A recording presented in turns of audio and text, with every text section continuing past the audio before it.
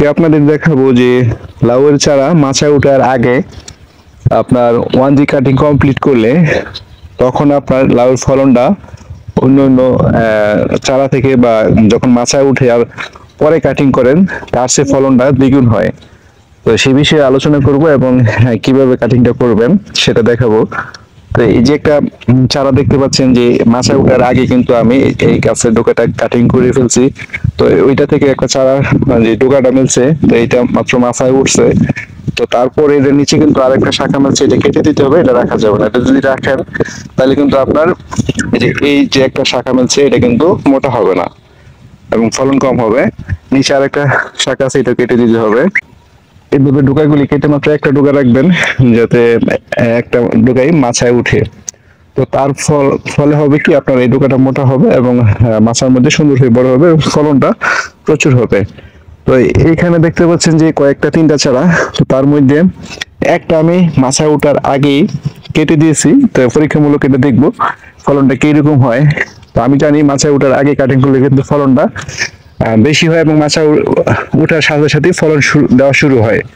তো এই যে আরেকটা চারা দেখতে পাচ্ছেন, এটা কিন্তু আপনার এই কাটিং করি নাই। তো এটা এখন মাছা উঠছে, 2 হাত পরিমাণ হয়েছে। তো এটা এখন কাটিং করে দিব। তো এইখানে একটা চারা মাছা ওঠার আগে কাটিং করলাম। তো আরেকটা চারা এই যে এখানে দেখতে পাচ্ছেন, এটা কিন্তু মাছা ওঠার আগেই কাটিং করে দিচ্ছি, এই যে দেখতে পাচ্ছেন। তো এটা কিন্তু একটা ডুগাই রাখছি, এটা এই যে মাছায় মাত্র উঠছে। তো এটা এখন কাটিং করব না, এইখানে কমপক্ষে মাছার উপরে 2 হাত পরিমাণে যখন লম্বা হবে তারপর আবার দ্বিতীয় কাটিংটা করব। তো 2G কাটিং কমপ্লিট হইলে পরে আবার 3G কাটিং করব। তো এইভাবে পুরা মাচার মধ্যে কিন্তু আমি মাঝে মধ্যে একটা দুইটা চারা মাচায় ওঠার আগেই কাটিং করে দিছি। দেখবো ফলনটা কোন গাছে আগে হয় এবং বেশি হয়। তো আবার কিছু কিছু গাছ এই যে দেখতে পাচ্ছেন যে এটা কিন্তু মাত্র আজকে কাটিং করলাম। এই দেখেন মাচায় ওঠার পরে কিন্তু কমপক্ষে 2-2.5 হাত লম্বা হওয়ার পরে আজকে কাটিং করলাম। আর কিছু চারা মাচায় ওঠার আগেই কাটিং করলাম। তো দুইটার মধ্যে পার্থক্যটা কি এবং কিরকম ফলন হয় আপডেট পরবর্তী ভিডিওতে জানিয়ে দিব।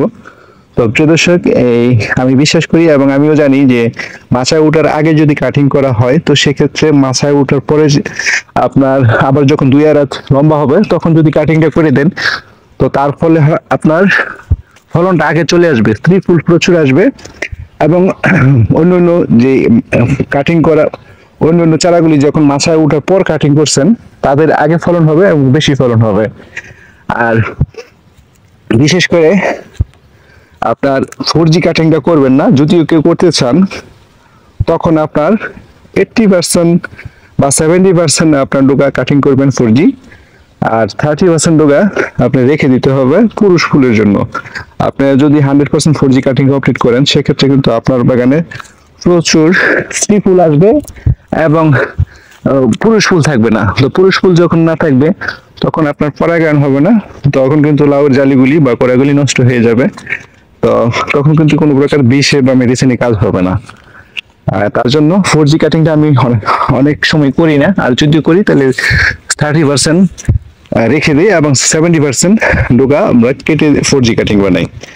আর প্রিয় দর্শক, যদি ভিডিওটি ভালো লেগে থাকে লাইক ও কমেন্ট করবেন এবং শেয়ার করে দেবেন ভিডিওটি।